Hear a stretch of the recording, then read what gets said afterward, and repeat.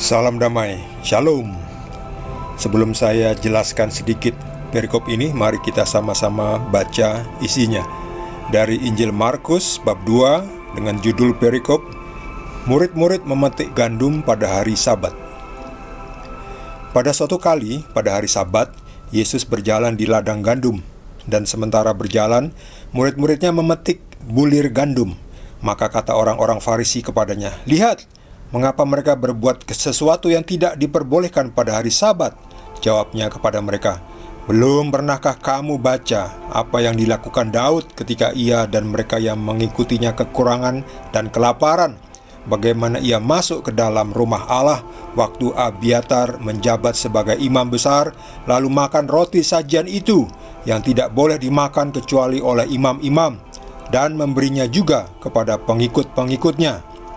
Lalu kata Yesus kepada mereka, "Hari Sabat diadakan untuk manusia, dan bukan manusia untuk hari Sabat. Jadi, Anak Manusia adalah juga Tuhan atas hari Sabat." Demikianlah sabda Tuhan.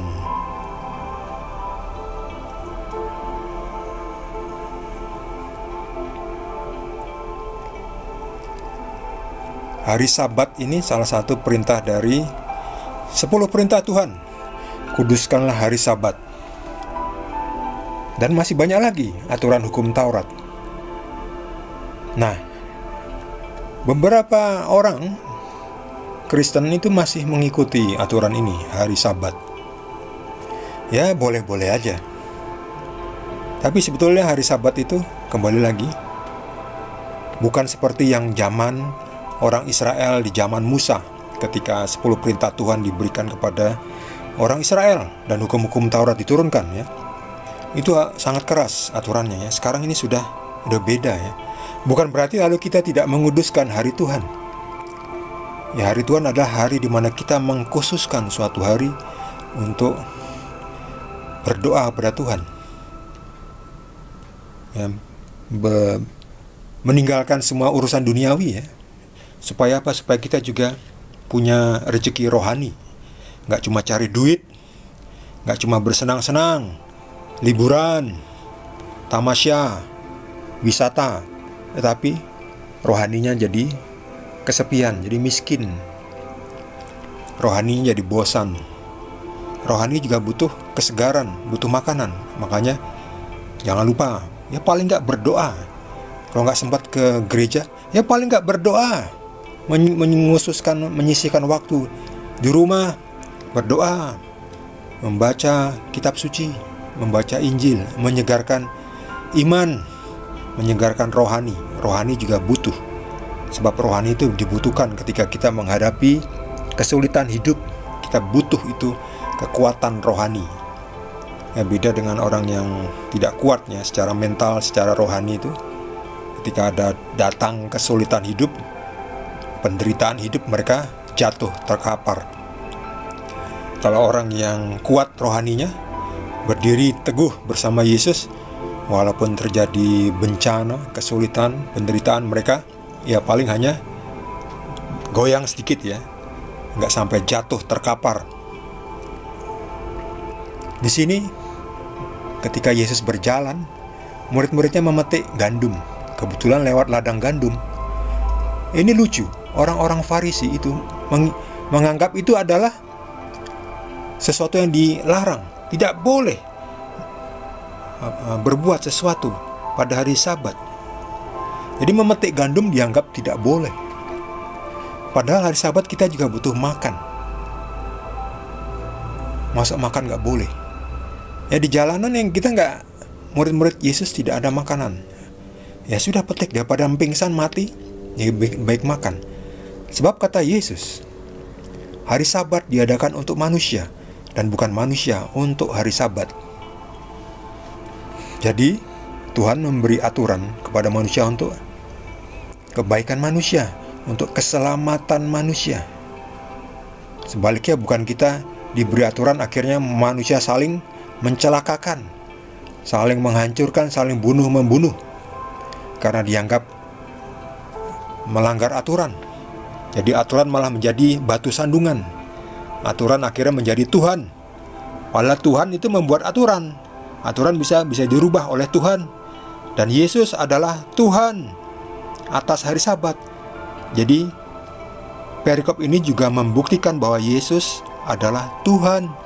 Lihat ini, Yesus sendiri yang mengatakan, Anak Manusia adalah juga Tuhan atas hari Sabat.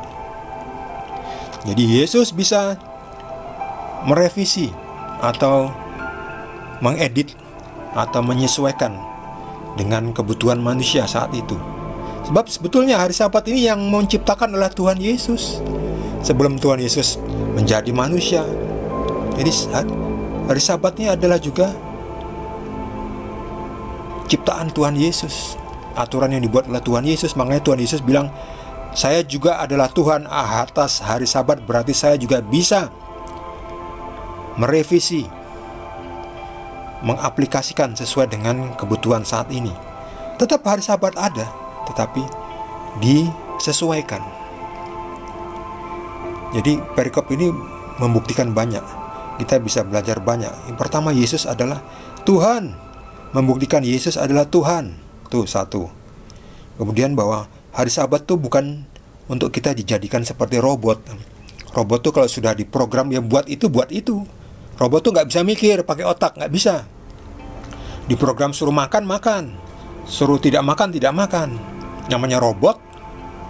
Nah, kita bukan robot. Kita punya otak, kita punya hati. Kita dipandu oleh Roh Kudus. Roh Kudus akan memberi kita petunjuk harus apa. Sebab kadang-kadang aturan tuh kan fix, tidak bisa dirubah atau sulit dirubah. Nah, ketika dalam kondisi tertentu kita butuh Roh Kudus, lalu untuk bertanya, untuk tahu gimana Tuhan, ini kondisi saya seperti ini, kondisi saya seperti ini, saya harus mematuhi aturan ini.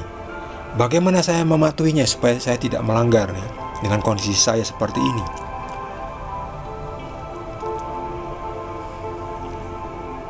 Hanya memetik gandum ya, dianggap melanggar hari Sabat. Ya kalau ngunyah makanan juga mengunyah ya. Harus mengunyah. Mengunyah itu kan juga kerja ya. Jadi janganlah kita menjadi seperti robot.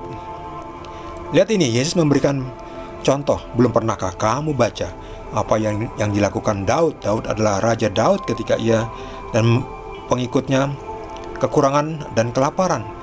Raja Daud masuk ke dalam rumah Tuhan, lalu makan roti sajian. Padahal roti sajian itu hanya dapat dimakan oleh imam-imam.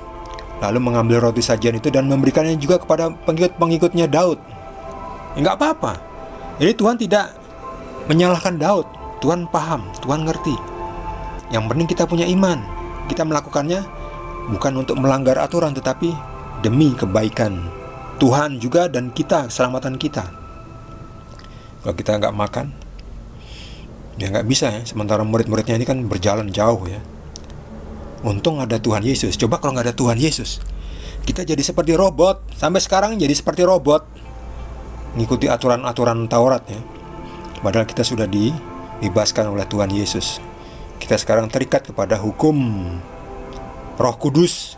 Jadi kita dibimbing langsung oleh Roh Kudus. Kalau punya Roh Kudus, kita nggak terikat dengan hukum Taurat, hukum-hukum di bawahnya. Bukan berarti hukum Taurat tidak ada, masih relevan. Cuma penyesuaiannya, penerapannya itu disesuaikan dengan kondisi saat ini. Nah, seperti itu ya. Jadi yang penting adalah harus punya Roh Kudus. Kalau nggak punya Roh Kudus, kita jadi masih hidup yang lama seperti robot.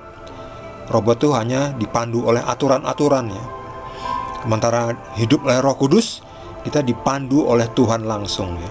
Di saat tertentu kita tahu harus apa, dan yakin dan tidak merasa bersalah atau tidak takut melakukannya ya.